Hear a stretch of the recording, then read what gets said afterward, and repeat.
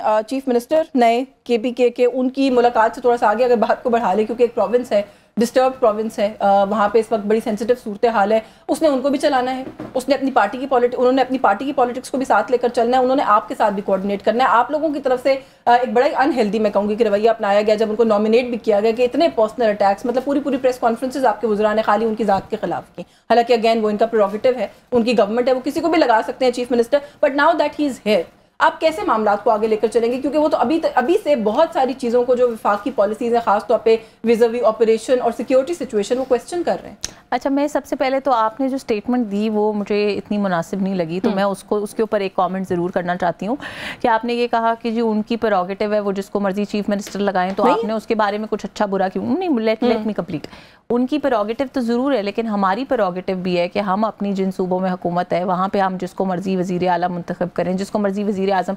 तो ये सुबह से शाम तक बैठ के हमने तो फिर उनकी सियासी जर्नी के ऊपर क्वेश्चन किया, ये क्वेश्चन किया कि जो उनको क्यों बनाया गया, कैसे बनाया गया, उनकी आइंदा सियासत क्या होगी, वो किस तरह की शरअंगेज़ बात करेंगे and all of that, which is वो मेरा या मेरी पार्टी के किसी सीनियर लीडर का या वज़ीर आला का या वज़ीर आज़म का कोई पर्सनल एजेंडा नहीं था।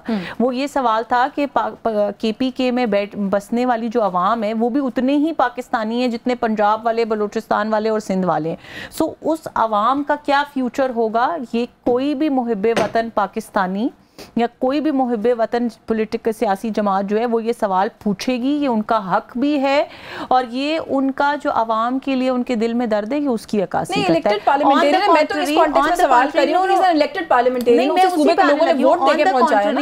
इन लोगों की जो तनकीद रही है आज तक, जिस दिन से वजीर आजम और वजीर आला ने ओथ लिया है उस दिन से लेके आज तक, ये तो हमारी वजीर आला के कभी कपड़ों के ऊपर, कभी उनकी लुक्स के ऊपर, कभी उनकी पर्सनल लाइफ के ऊपर, कभी वजीर आजम की, वो पर्सनल अटैक्स होते हैं। मेरा ख्याल है कि शायद या तो आपने जान के किया या आपने गलती से किया, मुझे नहीं पता, लेकिन मैंने कंफ्यूज हो गई कि मैंने बड़ा सोचा समझा कि हमने एक दिन भी पास आपकी पार्टी ने वैसे एक नई बात भी समझा दी है कि वज़ारत आला छोड़ दें तो तारीफ शुरू हो सकती है। अली अमीन गंडापुर साहब ने जैसे छोड़ी अब उनकी तारीफें हो रही हैं, तो ट्राई कर लें आप लोग। देखिए तारीफ होने की बात नहीं है, बात ये है कि एक शख्स को हटाया गया, पहले एक शख्स को लाया गया, ये कह के लाया गया कि जी ये इससे बेहतर कैंडिडेट हमारे पास है ही नहीं। फिर क्योंकि उस शख्स ने, मैं तो तारीफ बिल्कुल नहीं करूंगी, अगर कोई तारीफ कर रहा है तो वो उनकी पर्सनल वो है, मैं तो तारीफ बिल्कुल नहीं करूंगी, लेकिन मैं ये ज़रूर कहूँगी कि इमरान खान की जो जारहाना पॉलिसी है, जारहाना सियासत है, उसके मुकाबले में रिलेटिव एनालिसिस कर रही हूँ, अली अमीन गंडापुर ने एटलीस्ट इतनी फ्लेक्सिबिलिटी दिखाई कि वो प्राइम मिनिस्टर की बुलाई हुई मीटिंग्स में शिरकत की, उन्होंने चीफ जस्टिस की ओथ पे अपनी अटेंडेंस दी, सारा कुछ किया। आई एम श्योर कि ये भी काम करेंगे मेरी नजर में। तो इसके अलावा उनको हटाने का मतलब जो सवाल था उसका बड़ा एक स्ट्रांग बेसिस था कि देखिए एक ये भी उनसे अच्छे नहीं है, वो इनसे अच्छे नहीं थे। केपीके पार्लियामेंट का हिस्सा है, वो जब चीफ मिनिस्टर बनने लगता है तो उसके ऊपर तनकीद शुरू हो जाती है कि वो टेररिस्ट अपोलोजिस्ट है। तो जब वो पार्लियामेंटेरियन था वो तब भी इक्वली डेंजरस बात थी, पर आप लोग क्यों नहीं बोले? इनकी अपनी पार्टी का नहीं, कैसे बोलेंगे? ये तो पूरी पार्टी टेररिस्ट अपोलोजिस्ट है। एक सेकंड, पॉलिटिकल पार्टी को टेररिस्ट अपोलोजिस्ट कहना जाती है? कैसे कहती जाती? आप अभी सिंगल लार्जेस्ट पॉपुलर वो है, मोस्ट पॉपुलर पार्टी है। प्रोड्यूसर को रिक्वेस्ट करें कि वो इमरान खान साहब का पार्लियामेंट के अंदर किया हुआ खिताब चला दें जिसपे उन्होंने कहा कि उसामा बिन लादेन रहमतुल्लाह अलैह, मैंने तो नहीं कहा, पार्टी का लीडर कह रहा है ना। तो अभी आप कहती है कि टेररिस्ट अपोलोजिस्ट मैं कह रही हूँ, मैं तो नहीं कह रही है, तो उसने खुद कहा है। आप आज अलकायदा को रो रहे हैं, आज आप जाके मुज़ाकरात कर रहे हैं अफगानिस्तान के साथ कि जी दहशतगर्दी पाकिस्तान में खत्म हो। उसका अलकायदा के सरबराह को जो लीडर रहमतुल्लाह अलैह कहता है पार्लियामेंट के अंदर as prime minister of the country, मुझे क्या दहशतगर्दी पर भी आती है, मुज़ाकरात पर, अलकायदा पर मेरे पास बहुत मल्टीपल, मैं तो बहुत सारे नाम आपके लीडर्स के ले सकती हूँ और उनकी पार्लियामेंट की स्पीचेस भी आपको उनका हवाला दे सकती हूँ। तो मेरा ख्याल है कि ये जब जिसको सूट करता है ये कन्वीनियंस वाली बात है। रहमतुल्लाह अलैह किसी को नहीं कहा होगा, मुज़ाकरात की तो मुज़ाकरात करने में तो कोई प्रॉब्लम, हम भी आज भी कह रहे हैं मुज़ाकरात करने चाहिए। मुज़ाकरात करना और किसी को रहमतुल्लाह अलैह कहना, you don't see the difference. मुज़ाकरात करने चाहिए, अफगानिस्तान के साथ किए, कल हमने बात की ना उनके साथ बैठ के, एक मसले का हल निकला, इजराइल और पैलेस्टीन के मसले का हल निकला, मुज़ाकरात से जो अभी आपने बात की ना, मुज़ाकरात के बगैर तो मसले का हल नहीं हो सकता। बुखारी साहब, जब सूबे में इतनी अनसर्टेनिटी है, दहशतगर्दी सर उठा रही है, अफगानिस्तान ने तो ओपन अग्रेशन भी की है पाकिस्तान के खिलाफ, हम सबके सामने है, ऐसे टाइम के ऊपर ऑपरेशन को अपोज करना कहना कि हम ऑपरेशन नहीं होने देंगे किसी भी सूरत, कहीं ना कहीं ये हिंट जाती है कि शायद जो स्टेट की पॉलिसी है आप लोग उसके साथ चाहे बाय हुक एंड क्रुक वजह सही है या नहीं, आप लोगों ने बगावत करनी है। फिर उसके बाद सुहेल आफरीदी साहब जो है पहले ही इतनी तनकीद उन पर होती है, वो कहते हैं जी मैं हुकूमत चलाने निज़ाम को बदलने आया हूँ, इसको भी फिर थ्रेट समझा जाता है। यस्मीन आपके 2-3 सवाल क्लब हो गए और आई होप कि मुझे उतना ही टाइम मिलेगा जितना मेरी बहन को मिला। जी जी आप देखिए 1 बाय 1 चलते हैं। सबसे पहली बात कि सूबे के अंदर अगर हमारी क्लीन मेजॉरिटी है और हम उसके अंदर खान साहब डिसीजन करते हैं, वो किसी को एक की जगह दूसरे को रिप्लेस करते हैं, तो it's not a unconstitutional thing. ये कॉन्स्टिट्यूशन के अंदर लिखा हुआ है, कॉन्स्टिट्यूशन को फॉलो किया गया। अनकॉन्स्टिट्यूशनल काम तो वो कर रहे थे ना जो फेडरल मिनिस्टर बैठ के कहते थे कि ये है और वो है, हम नहीं बनने देंगे। हाउ डेयर यू, आप होते कौन है जहाँ पर 90+ सीट्स हों और वहाँ पर लोगों को 2/3 मेजॉरिटी को 4.5 करोड़ अवाम का सूबा है और थर्ड टाइम जीत के अगर हम आ रहे हैं तो लोग हमारे साथ खड़े हैं। जरा तारड़ साहब की सुन लीजिएगा जो उन्होंने की थी, उसमें क्या क्या अल्फाज यूज किए थे, जरा देख लीजिएगा जरा। परवेज रशीद साहब ने भी वैसे वो जी, उसके बाद अब सेकंड चीज पे आ जाते हैं। देखिए हमने कभी भी नहीं कहा, हमने हमेशा टेररिज्म को डिनाई किया, टेररिज्म को मुखालफत की है।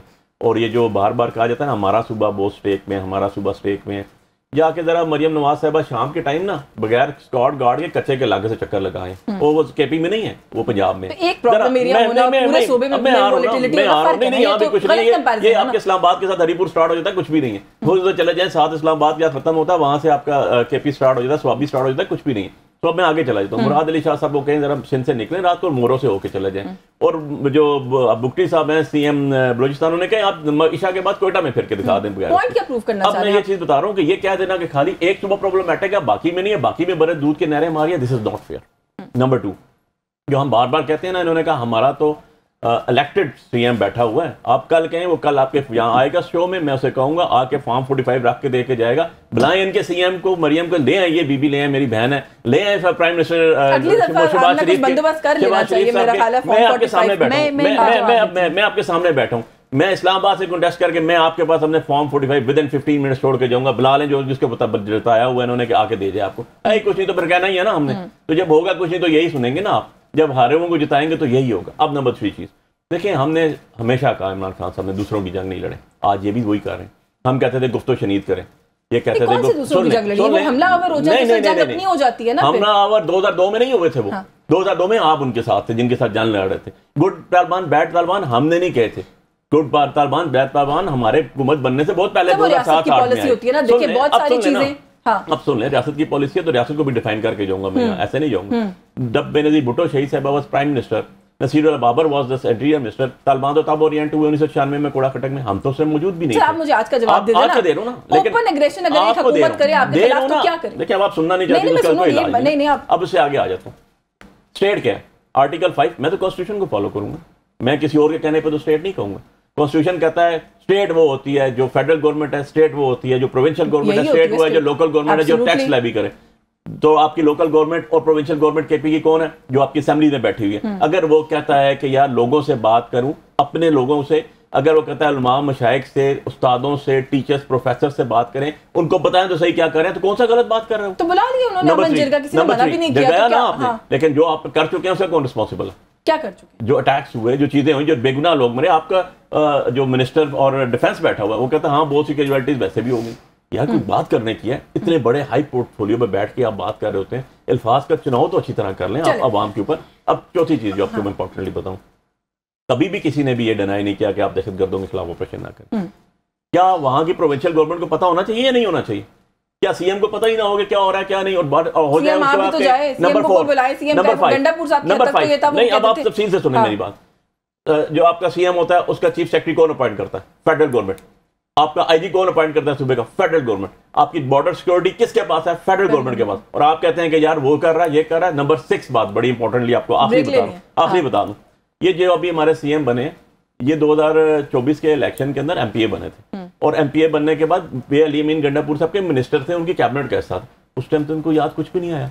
अब इनको पता नहीं उनके साथ क्या ऐसी अब वो बन गए सीएम, तो इनको तकलीफ होगी। अब सीएम 1.4 करोड़ अवाम का नुमाइंदा, उनका रिप्रेजेंटेटिव जाता है और जाके कहता है कि यार मैं जेल में अपने खान साहब से मिलने, तो क्यों? मेरी एप्लीकेशन रिट पड़ी हुई हाई कोर्ट में, उसको पढ़िएगा, मैं आपको उसकी सॉफ्ट कॉपी भेजूंगा कि यार गंदम का इशू आ रहा है मुझे, मुझे चावल का इशू आ रहा है, मुझे फाइनेंस इशू आ रहा है, मुझे फाइनेंस इशू आ रहा है, मुझे कैबिनेट तशकील देनी है, मुझे सिक्योरिटी की इशूज है, मैंने डिस्कस करना है, नहीं आ रहा। और एक साइड टाइम सीएम कहती है और आप कहते हैं हम एग्रेसर हैं।